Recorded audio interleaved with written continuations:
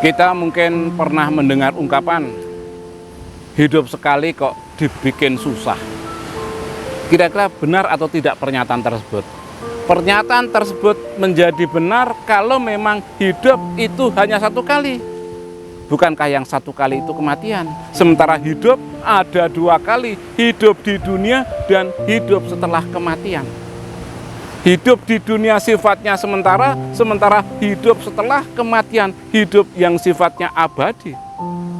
Baik hidup di dunia maupun hidup setelah kematian sama-sama membutuhkan asupan makanan.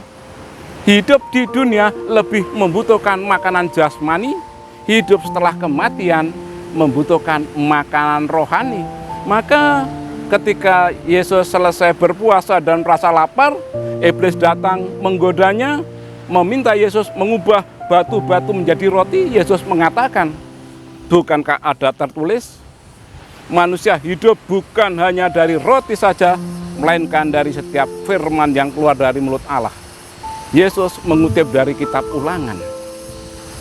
Bacaan hari ini memberikan pemahaman pada kita, memberikan pengajaran kepada kita bagaimana kita harus mengisi asupan makanan untuk kehidupan setelah kematian itu.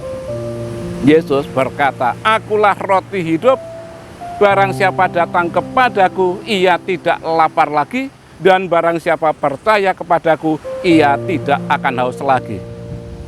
Kita tidak akan lapar, kita tidak akan haus lagi ketika kita memenuhi permintaan Yesus, yaitu kita pertama datang pada Yesus, dan yang kedua kita percaya kepada Yesus.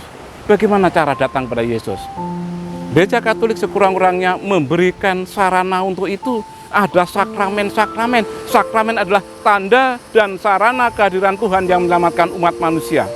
Ketika kita mengikuti perayaan Ekaristi, kita menerima komuni kudus, kita menerima Yesus yang hadir di dalam hidup kita, di dalam diri kita. Ketika kita menerima sakramen pengakuan dosa, kita juga telah datang kepada Yesus. Yesus roti hidup, Yesus adalah Sang Firman. Kita percaya kepada firman-firman-Nya, berarti kita juga telah datang kepada Yesus, kita mempercayainya. Namun juga di surat Rasul Yakobus dikatakan, iman tanpa perbuatan pada dasarnya mati.